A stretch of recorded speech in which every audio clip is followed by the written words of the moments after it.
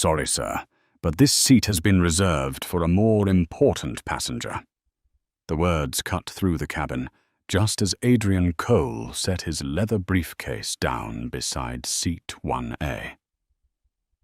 The stillness of first class seemed to tilt on its axis. A few passengers darted glances over the rims of their magazines, ears sharpened, eager for drama. Adrian, 40. 5. CEO of Coltech Systems, a software empire quietly running the systems of countless major corporations, lifted his head. His steel grey eyes caught the overhead light. It was not surprise on his face, but a familiar sting of humiliation. He had sat in too many rooms where men dismissed him because he did not fit their imagined portrait of power.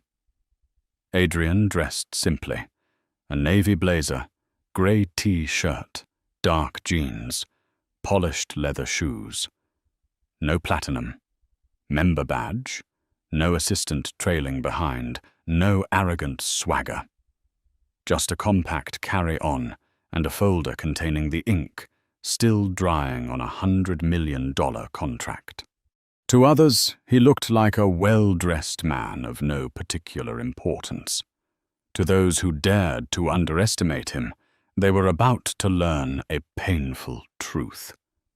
The request came from Sophie Lang, a petite flight attendant with a voice stretched taut with strain.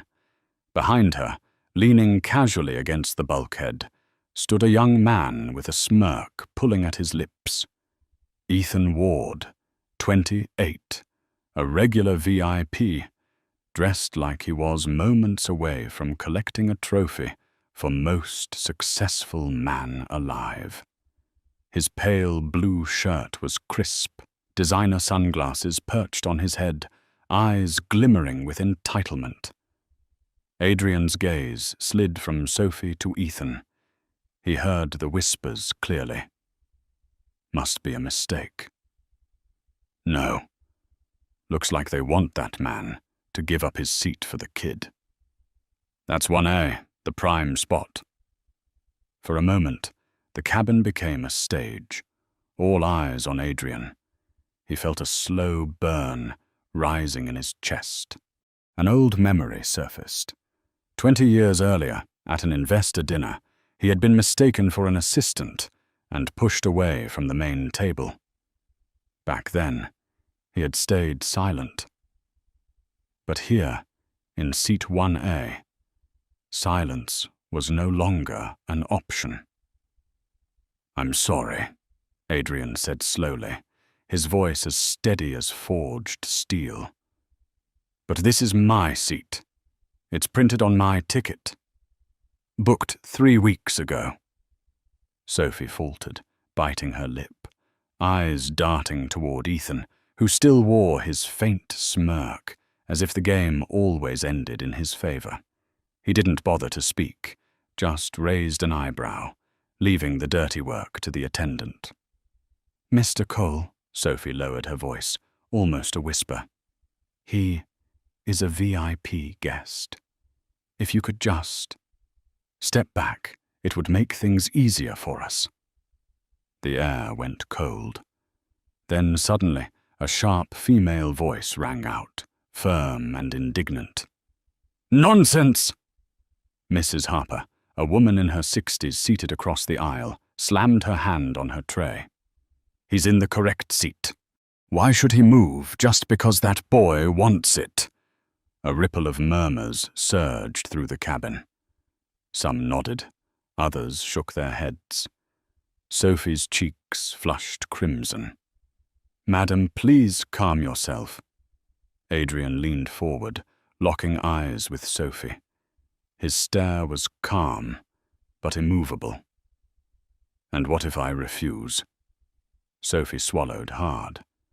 Ethan smirked, stepping closer, blue eyes glittering with challenge. "Listen, buddy," he said, loud enough for the cabin to hear. "I fly this route every week. Seat 1A is always mine. Nothing personal, just routine. Adrian chuckled lightly, not loud, but enough to pierce his arrogance. Not personal?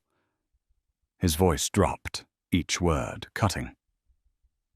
When you demand someone give up the seat they paid for, it becomes very personal. The cabin jolted with energy. Eyes flicked from one face to another. A few passengers whispered, "He's right." Sophie, now flustered, clutched her notepad tightly. "If you don't cooperate, the flight may be delayed." Adrian leaned back, arms crossed, eyes cool as tempered iron. "Then let it be delayed." In that moment, the air thickened. Ethan's smile faltered, his lip caught between his teeth. Mrs. Harper smirked knowingly, as if she had seen arrogance punished many times before. To other passengers, this was just a seat dispute. But to Adrian, it was a test. And for Skyline Airways, the airline attempting to push him from the seat that was rightfully his, they had just triggered a storm no pilot could ever land safely. The wheels of rolling luggage rattled against the cabin floor, but the atmosphere remained taut as a drawn bowstring. After the first confrontation, everyone thought the matter would end there. But for Skyline Airways, this was only the beginning. Adrian sat unmoving, composed, his eyes fixed on the window, though his heart thumped beneath his blazer. He had decided. Seat 1A was not just a seat, it was a declaration. From the back of the cabin, Sophie reappeared. This time, she was not alone. Beside her walked a tall, broad-shouldered man in a crisp uniform. Mark Jensen, the chief attendant.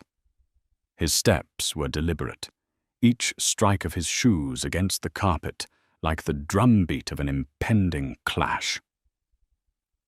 "Mr. Cole," Mark began, his voice low, firm, carrying enough weight for the entire cabin to hear. "There has been a mix-up in seating. We need you to move to seat 3C so another passenger can take his rightful place." No apology, no courtesy, only command. Adrian turned, his grey eyes like steel. He asked slowly, each word falling like metal. "Important for the airline's operations, or important for him?" The cabin held its breath. From a distance, Ethan stepped forward, lips curling into a smug smile, his tone dragging as if dripping with charm. "Listen, man.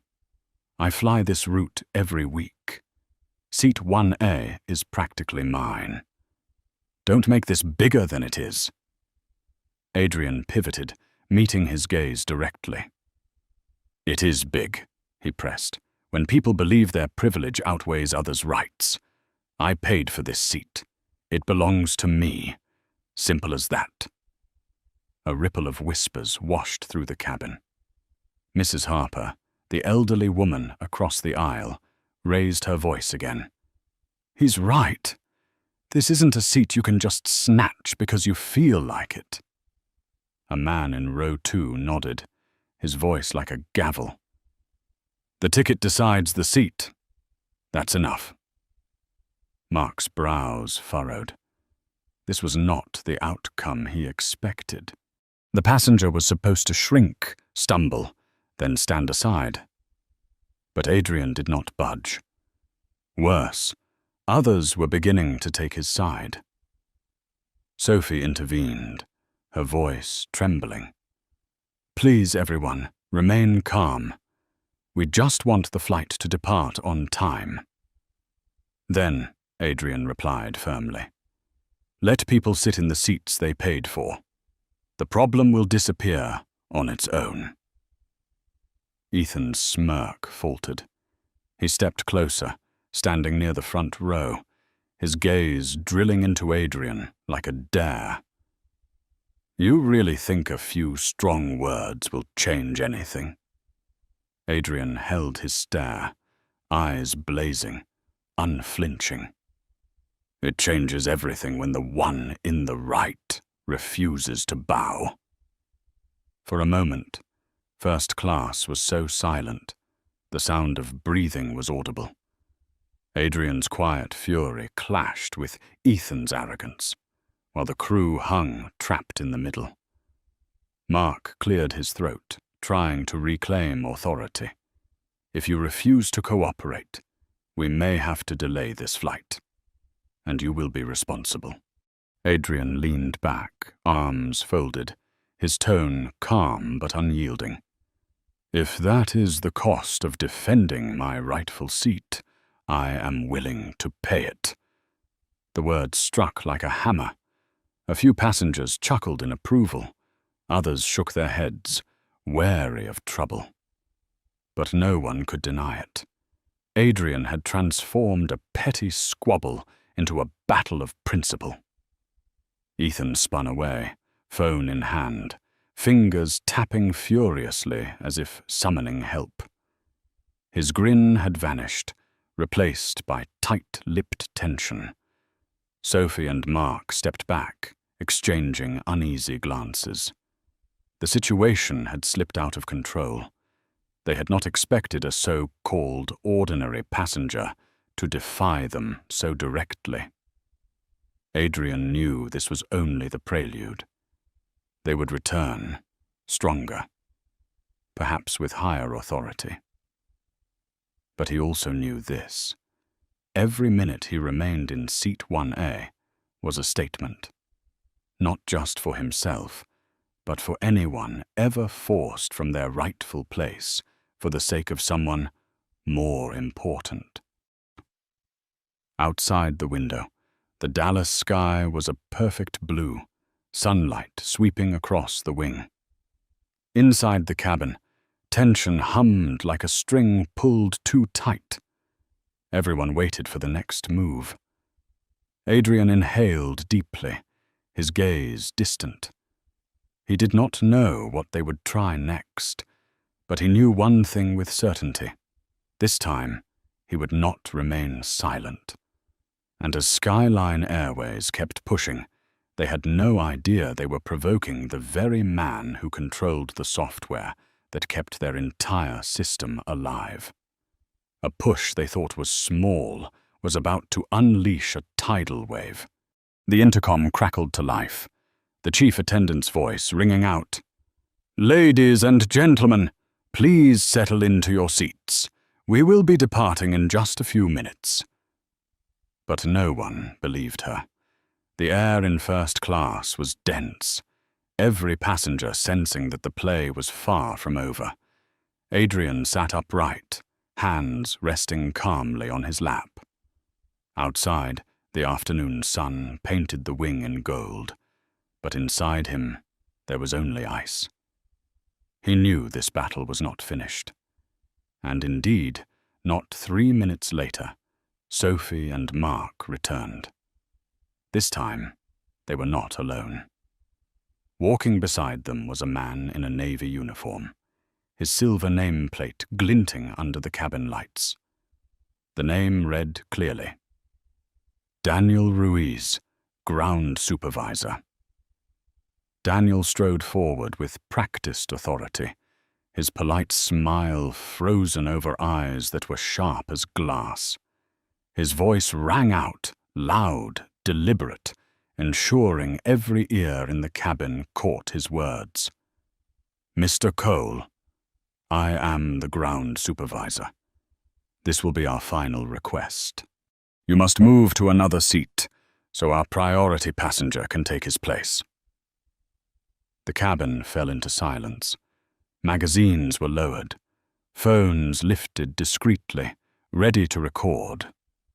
Adrian calmly placed his folder of documents on the tray table. He looked directly at Daniel, his eyes lit steel beneath the lights. "I hold a valid ticket. I am seated exactly where my boarding pass states. There is no legitimate reason for me to move, and I will not move." The tension stretched thin. Daniel did not back down. His smile slipped into a mask of authority, his tone cooling. "If you refuse to comply with crew instructions, we are within our rights to remove you from this flight." A wave of outrage rippled through the cabin. Mrs. Harper nearly shot to her feet, her voice ringing out like a bell. "He bought this ticket. It's his seat. Why don't you say that to the young man over there? This is blatant injustice." A middle-aged man in row 2 added, his voice heavy and sure, "I've flown my whole life, and I've never seen an airline handle something this shamefully. You're disgracing yourselves." Daniel faltered, not expecting the crowd to turn. Yet instead of retreating, he leaned in harder, raising his voice to redirect the pressure. "Ladies and gentlemen," he addressed the cabin, "this flight will be delayed if Mr. Cole does not cooperate. We ask for your patience." The oldest trick, casting the victim as the villain, shifting passengers' frustration onto Adrian. Adrian felt the heat of dozens of stares. Some frowned, irritated at the thought of a late departure. But many others watched him with sympathy, even silent encouragement. He drew a deep breath and spoke, loud enough for all to hear. "This is not my problem. This is theirs. An airline that believes a valid ticket can be torn up simply because someone else demands priority. If I bow my head today, who among you will it be tomorrow?" Silence. Heavy and charged. A silence that forced Daniel to blink. Ethan, standing in the aisle, no longer wore his smirk. His jaw was tight, his grip on his phone white-knuckled. He muttered under his breath, "This is ridiculous. I can't believe they're letting him stay." Daniel exhaled, fighting to hold his ground.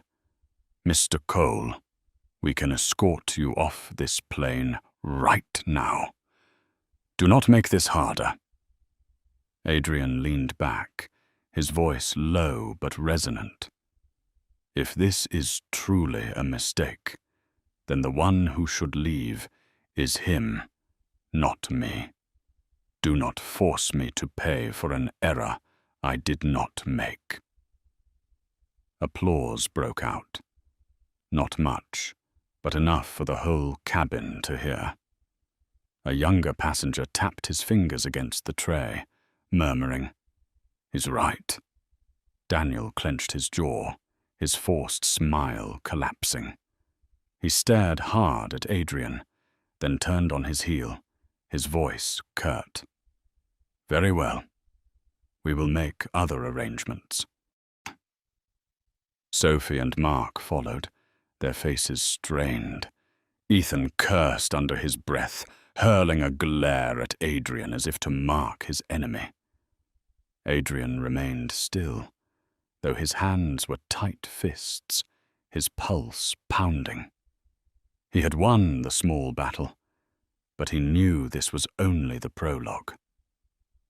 Skyline Airways had planted a seed of public humiliation in him, and that seed was taking root, waiting to erupt into a storm no one could control. Outside, the plane began to taxi. But inside Adrian, another plan had already taken flight, a plan that would cost Skyline far more than any seat 1A could ever be worth. The engines roared, the plane shuddered, then slowly rolled onto the runway. Inside first class, passengers drifted back to their magazines, tablets, and hastily poured glasses of wine. On the surface, it was as if nothing had happened. But inside Adrian Cole, a storm was quietly gathering strength. He sat motionless in seat 1A, the window shade pulled halfway. Sunset light slid across his grey eyes, illuminating waves of fatigue and defiance.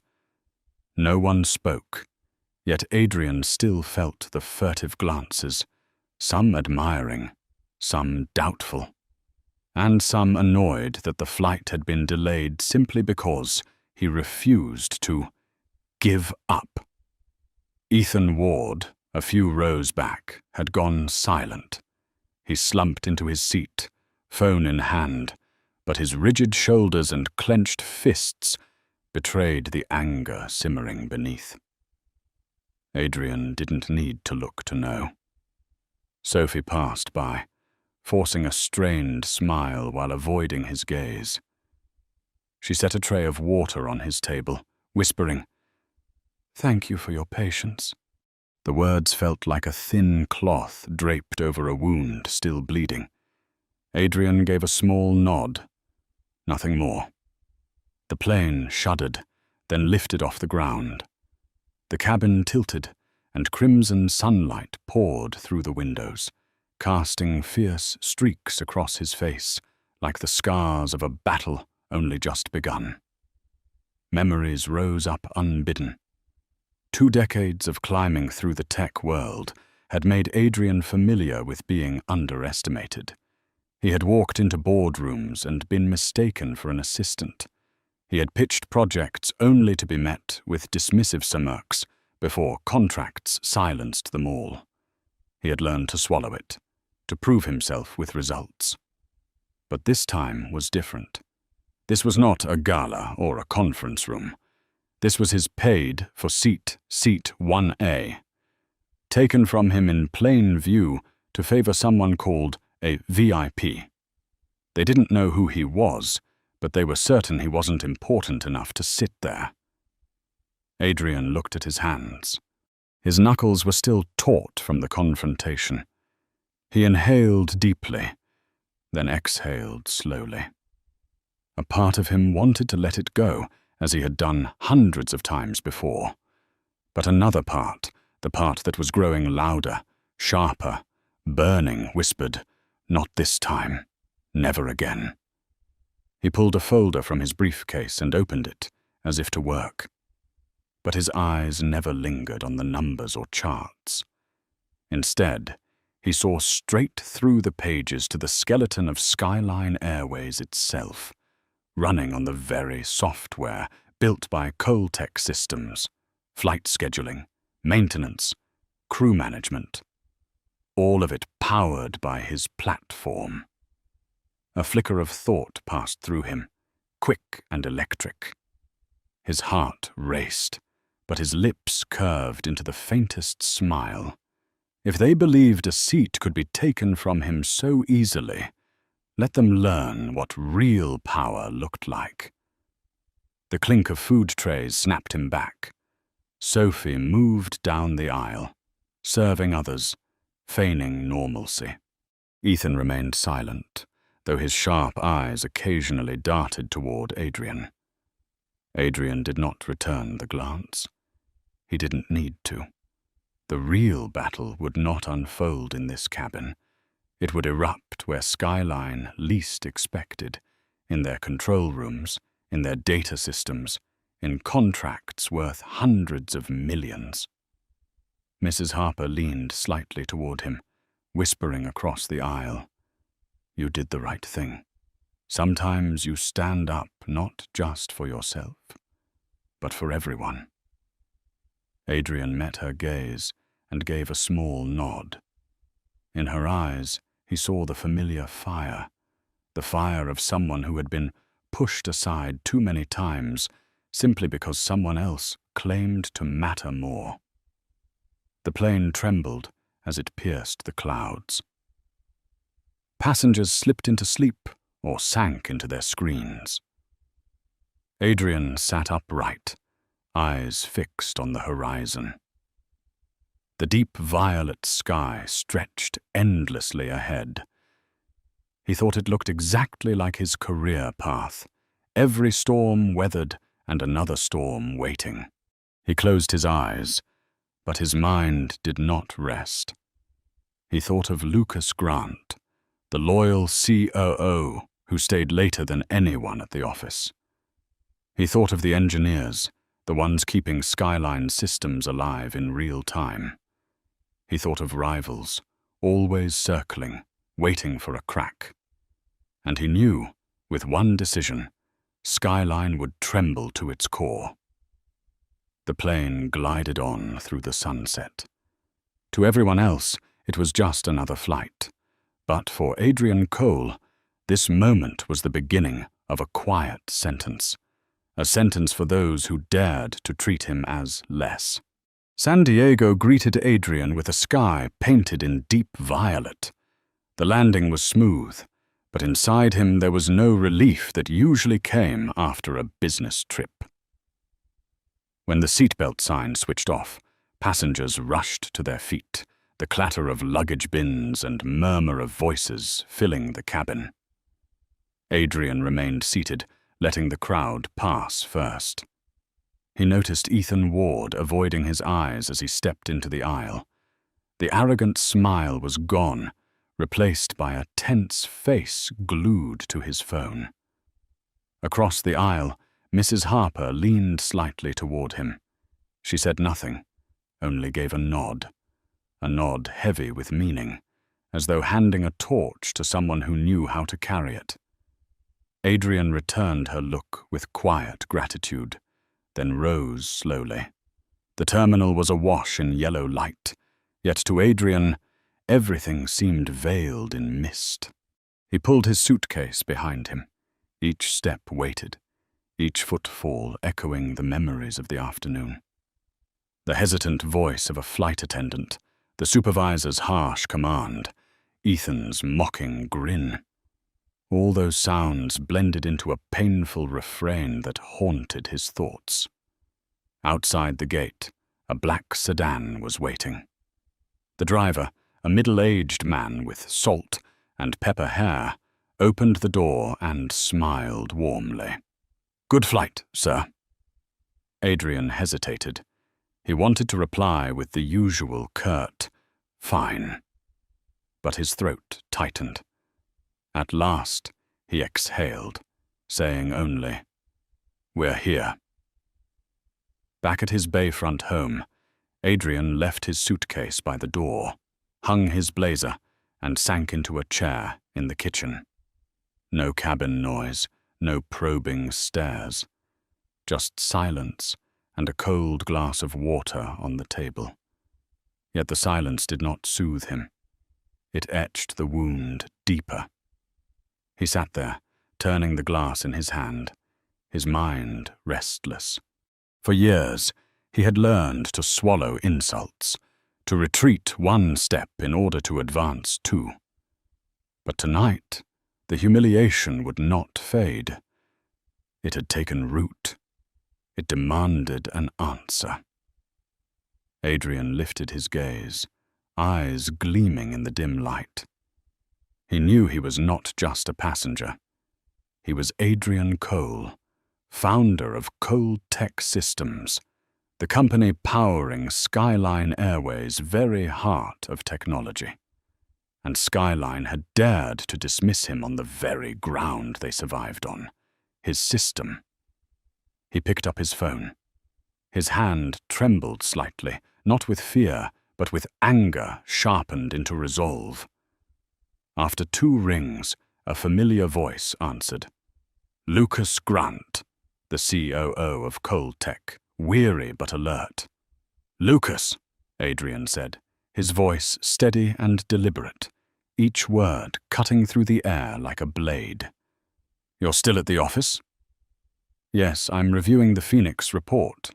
Why?" Adrian looked at the glass of water in his hand, the kitchen light reflecting a cold silver line across it. He answered, "I want every contract we have with Skyline Airways. Every clause, every renewal date, every support commitment. I need it on my desk by morning." There was a pause on the other end. Then Lucas asked quietly, "Something happened?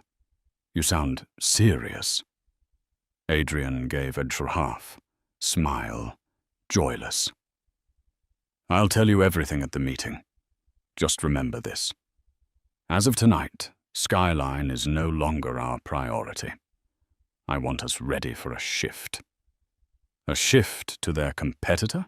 Lucas replied, surprise mingled with a hint of anticipation. "Exactly," Adrian said firmly. "They thought a seat could be stolen that easily. Let them learn what the cost of contempt really is."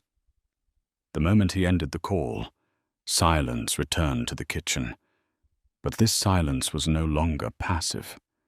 It was the silence of a storm gathering strength, the kind of quiet that chilled the air. Adrian straightened in his chair, staring through the glass wall at the bay outside. The city lights glittered, skyscrapers rising proudly. Yet he knew with certainty, one decision, one redirected contract, and Skyline would plummet from its peak into the abyss. And it all began with Seat 1A. The dawn in San Diego cast a pale golden hue over glass towers, the city just waking up.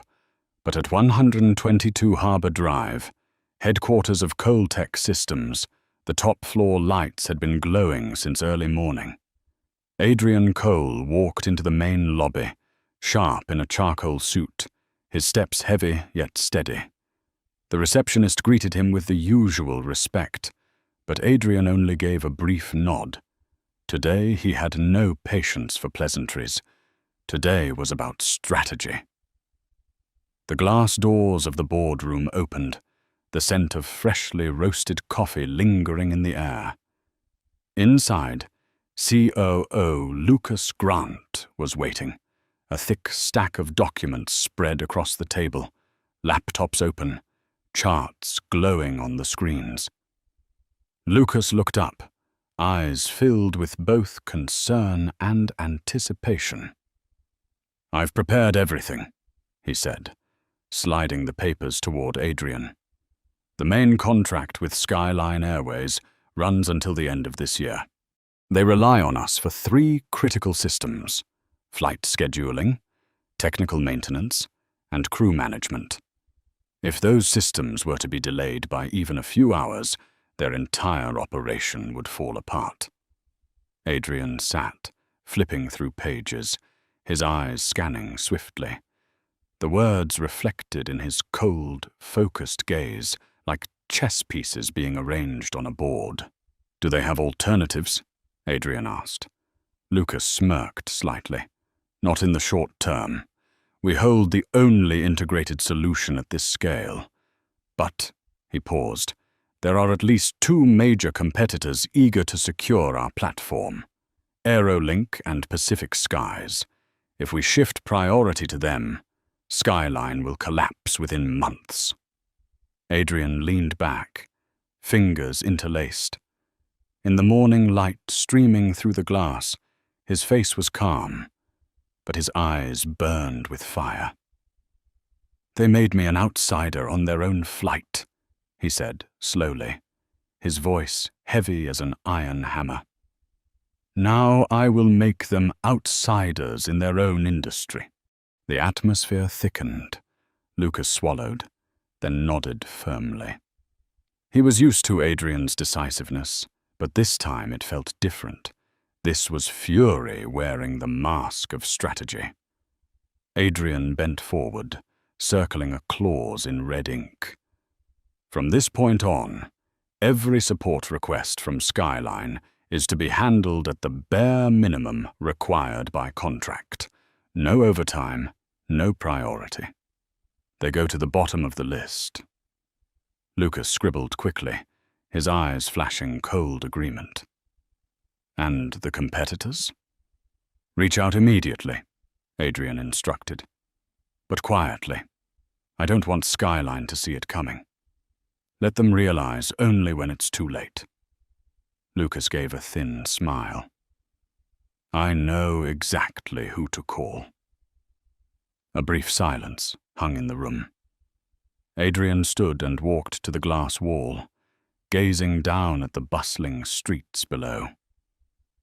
Traffic flowed like a living network. Skyline Airways was the same.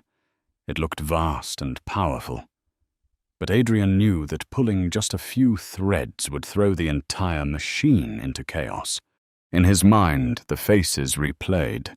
Ethan Ward's condescending smirk, Sophie's reluctant smile, Daniel Ruiz's commanding tone. They fused together, symbols of a system that believed it had the right to push anyone aside. Adrian clenched his fist. They think seat 1A is a symbol of power. But yesterday, that seat became the most expensive one Skyline has ever sold, and they will pay for it. Lucas remained silent. He knew that when Adrian spoke like this, it was never an empty threat. It was a sentence. The morning passed with hushed phone calls. Lucas connected with rival CEOs, planting whispers about opening doors for partnership. Adrian reviewed every strategy, directing each detail. The Coltech machine began shifting course, slowly, deliberately, like a river redirecting its flow. By noon, sunlight poured into the boardroom, illuminating Adrian's face. He closed his eyes briefly and drew a deep breath. Inside him, yesterday's humiliation had already transformed into fuel, a silent fire that could not be extinguished. For Skyline, it had been just a seating error, but for Adrian Cole, it was the beginning of a downfall they themselves had set in motion. 3 days later, the first phone call rang through the Cole Tech office. Lucas walked into Adrian's office, handing him the phone, his voice low. "You'll want to hear this." From the speaker came the panicked voice of a regional manager at Skyline Airways. "We have a major problem with the scheduling system.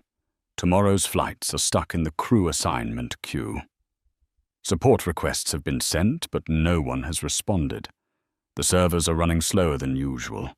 We're facing the risk of mass delays." Adrian leaned back in his chair, his expression calm, though the corner of his mouth curled into a cold smile. He did not respond immediately, letting the sound of desperation hang in the room. Lucas intercepted. "We've received your report. It will be handled according to contractual priority." The line went dead. Silence filled the room, broken only by the ticking of a clock. Adrian set his pen down on the polished wooden desk. "This is only the beginning," he said slowly. By the 5th day, the calls grew relentless. This time they came from Skyline headquarters, the voice of an operations director, tight with strain. "Mr. Cole, we've noticed a clear change. In the past, any issue was answered by your team within the hour. Now it takes a full day. We need to know what's happening." Adrian lifted his coffee cup, took a slow sip, and replied evenly, "You are receiving exactly the level of service outlined in your contract. No more, no less." The line fell silent. Only the sound of heavy breathing lingered. A week passed, and Skyline began to resemble an old clock slowly breaking down. At Denver Airport, passengers waited for 4 hours because the crew scheduling system failed. In New York, a flight was cancelled because maintenance data did not sync, leaving the pilot grounded. News began leaking to the press. Skyline Airways hit by technical disruptions, passengers outraged. In Coltech's office, every article was printed and laid neatly on Adrian's desk. He scanned them, eyes still and calm. But inside him, a cold sense of justice spoke loudly. On the 10th afternoon, Adrian's desk phone rang. Lucas pressed speaker and nodded. On the other end was Thomas Vera, Skyline's chief operating officer, his usual authority gone, replaced by strain. Mr. Cole, we really need to talk. The level of support from Cole Tech has changed. We are willing to discuss adjusting contract terms to restore things to how they were. Adrian folded his arms, his voice deep and steady. We are still honoring the contract, Mr. Vera. If you feel that is not enough, perhaps you should reconsider how you treat your partners. Respect is not written into clauses. It is practiced in your daily choices. The boardroom fell into a heavy silence. On the line, Thomas stammered. I'll have to report this to the board. The call ended. Lucas turned to Adrian, his eyes a mixture of shock and admiration. You just made them truly afraid. Adrian rose and walked to the glass wall. The San Diego sunset painted the sky crimson, casting his shadow long across the floor. He closed his eyes, the memory of that flight surging back. Ethan's contemptuous stare, Daniel Ruiz's commanding tone, the humiliation of being singled out in a silent cabin. Now they would understand what it meant to be delayed. And this time, it wasn't just one flight. It was their entire airline. The news spread quickly across the industry. Aerolink and Pacific Skies, Skyline's competitors, sent discreet invitations. We are ready to discuss expanded cooperation. Lucas placed the letters on Adrian's desk. Adrian gave a single nod. Proceed, but slowly. I want Skyline to feel every step of the fall. And so, while Skyline scrambled to patch errors, Coltech poured its energy into quiet negotiations. The balance of power was shifting, and only Adrian fully understood the inevitability of it. In the stillness of his office, he whispered, not to anyone else, but to himself. They thought a seat was just a place to sit. But my seat 1A has become a verdict for an entire airline. 2 weeks after the fateful flight, Skyline Airways was no longer the proud airline it once claimed to be. At Chicago Airport, long lines of frustrated passengers stood before glowing red "delayed" signs that filled the screens. In Los Angeles, pilots and flight attendants complained of chaotic schedules, overlapping shifts, and flights cancelled at the last minute. The press had begun calling Skyline the limping giant. On social media, thousands of angry posts flooded the feeds. Did we pay for chaos? Skyline can no longer be trusted. In the top-floor glass office in San Diego, Adrian Cole stood before the window, his hands clasped behind his back. The city below still moved with its usual rhythm. But he knew that somewhere, on the other side of the phone, Skyline was in disarray. Lucas walked in, carrying a cream envelope sealed with a bold emblem. Skyline Airways, CEO office.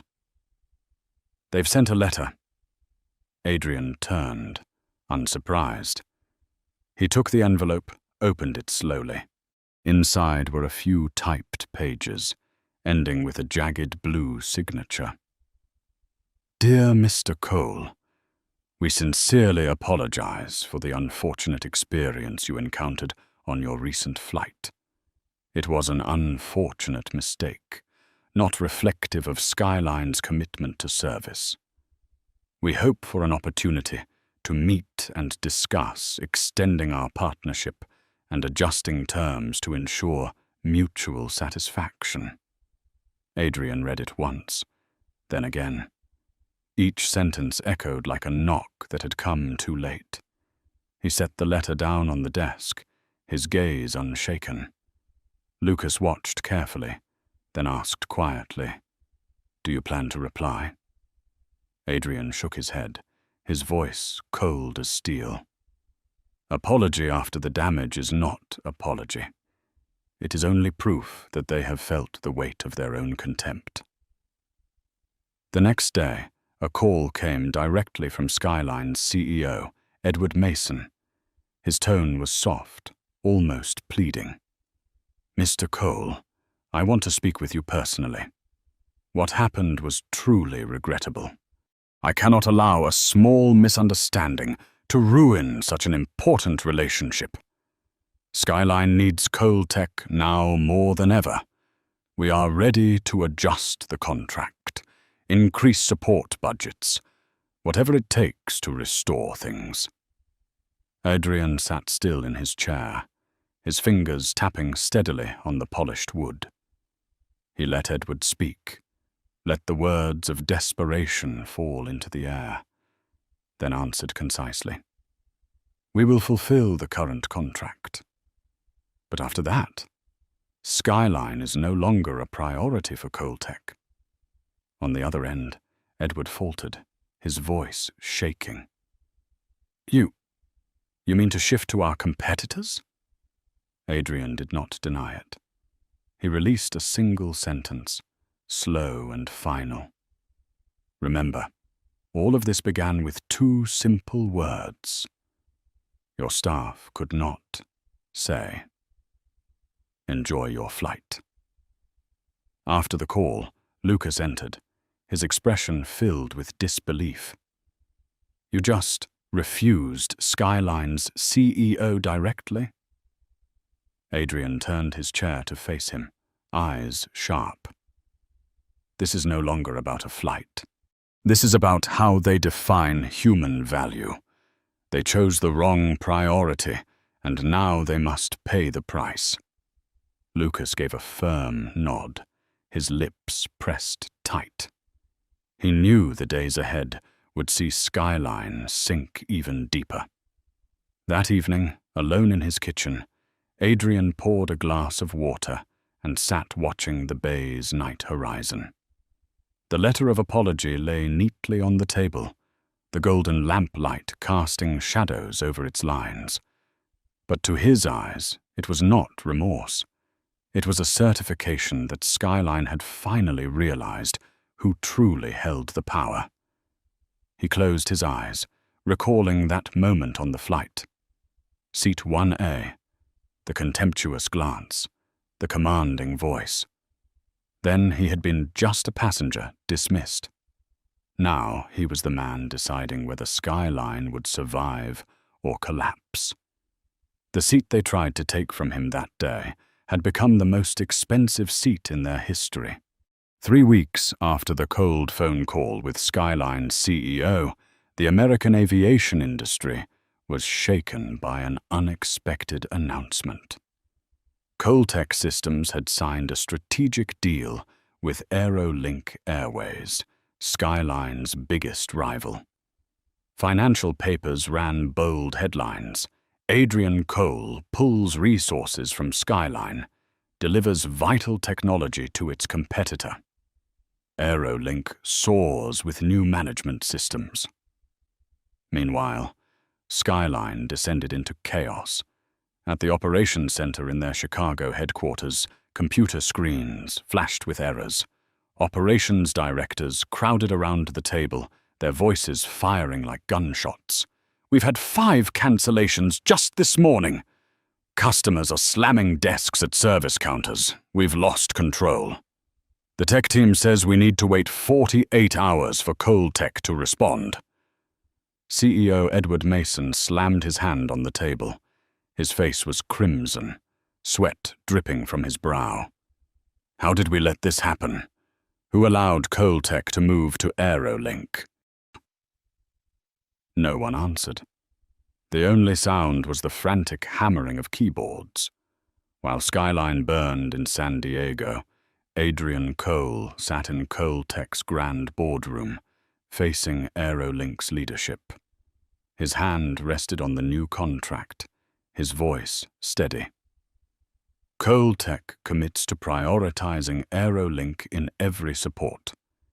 You will receive everything Skyline once had, and more." Applause filled the room. Aerolink's CEO gripped Adrian's hand tightly. "You've just given us the greatest advantage of the decade." Adrian offered only a faint smile.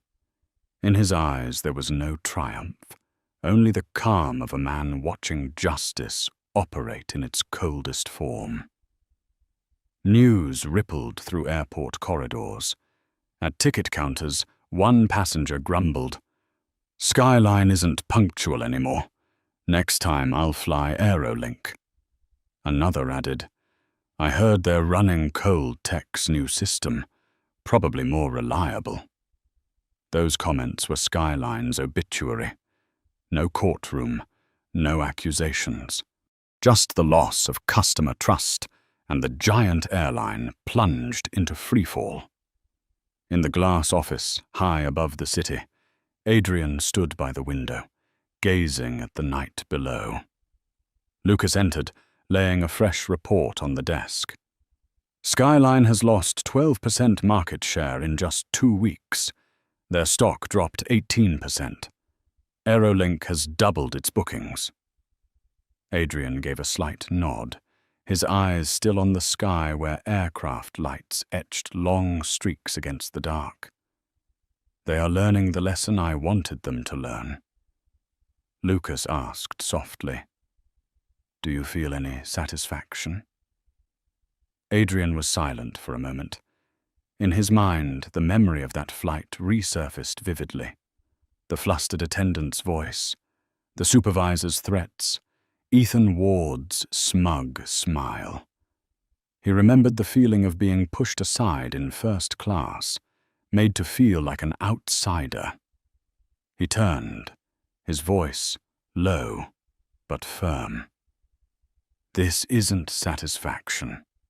This is balance." They dismissed a human being and lost an entire future. Meanwhile, at Skyline, an emergency meeting dragged into midnight. The operations director held a trembling newspaper. "Aerolink has launched Coltech's system. We've officially lost exclusivity. If this continues, we won't just lose passengers, we'll lose existence itself." Edward Mason slumped into his chair, his head in his hands. He knew one seat, seat 1A, had started it all. And Adrian, sitting quietly in his office, wrote a few words into his worn leather notebook. "Never underestimate the person sitting next to you, because that person may hold the very lifeline you depend on." He closed the book, his eyes sharp as a blade. Skyline had lost seat 1A, and with it, its future. 1 month later, Skyline Airways was no longer the proud giant that once ruled the skies. Their Chicago headquarters drowned in crisis. The press office worked day and night, yet every statement they released only sent their stock price further down. On social media, images of passengers sleeping on airport floors had become the defining symbol of their collapse. And then on Adrian Cole's desk, a thick envelope appeared. The seal read clearly, "Skyline Airways, Office of the CEO." Lucas set it down, his eyes watchful. "Do you want me to open it?" Adrian shook his head. He took the envelope and pulled out the pages one by one. Blue ink scrawled across the paper, the handwriting trembling. "Dear Mr. Cole, I, Edward Mason, CEO of Skyline Airways, extend my deepest apologies for the humiliation you endured on our flight. The behavior of our staff is inexcusable. I personally take responsibility. We wish to restore our partnership. We are prepared to meet any conditions Coltech demands." Adrian read every line, his expression unchanged. He folded the letter and placed it back on the desk. Lucas asked softly, "What do you think?" Adrian rose, walking to the glass wall. Outside, Aerolink planes lifted into the night sky, their lights tracing long streaks across the darkness. He spoke slowly, evenly, with a steel edge in his voice. An apology after the damage isn't remorse. It's fear. The next day, headlines announced Skyline had lost another 20% of its market share. Passengers were defecting to Aerolink and Pacific Skies. Investors fled. Cold, merciless titles spread across financial papers. Skyline Airways, an expensive lesson in disrespect. Meanwhile, Coaltech was consumed with new contracts. Engineers worked tirelessly, each success for Aerolink cutting deeper into Skyline's wounds. Adrian oversaw it all from his office, but he did not smile, nor did he revel. He saw only an undeniable truth. Sometimes justice does not come from a courtroom, but from the silent machinery of power. One evening, when everyone had gone home, Adrian sat alone in the vast office. On his desk lay 2 letters. The first apology, polished and decorated with empty words, and the last, trembling in desperation. He placed them side by side, then whispered as if to himself, "They disrespected one man and lost an empire." In memory, he saw himself again in seat 1A that day, Sophie fumbling, Daniel Ruiz issuing threats, Ethan Ward smirking with arrogance. He remembered the moment he had to choose, give up the seat or stand firm. And he had chosen to stand. That moment, seemingly small, had rewritten the entire story. Night fell, the city below glowing with light. Adrian leaned back in his chair, eyes closing gently. He was not seeking victory. He was seeking balance. And now it had come. One seat, just a single seat, had become a verdict. In the world of business, people often believe power is measured by cold numbers, stocks, contracts, quarterly reports. But the story of Adrian Cole reveals a different truth. Real power lies in how you compel others to respect you. One seat, one seemingly small act, "Sorry, sir, you must give up your place for someone more important," became the spark. For Skyline, it was just procedure. For Adrian, it was a public humiliation. And that humiliation spread, erupted, and turned into a wave that swept away an entire airline. What is the lesson? Sometimes justice does not need to shout. It arrives in silence, in the gaze that does not bow, in the decision to remain standing even when an entire cabin wants you to sit down. Skyline thought they had lost only a passenger, but they did not know that passenger was the very man holding the soul of their system. And when the truth was revealed, every apology became meaningless. For us, the ones watching this story, we must ask ourselves, have you ever been underestimated, pushed aside, simply because someone thought you were not important enough?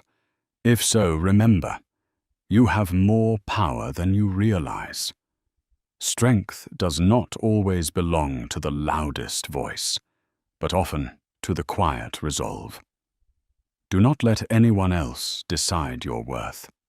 And when the moment comes, use that strength to rewrite the story, for yourself and for all those who were never given the respect they deserved.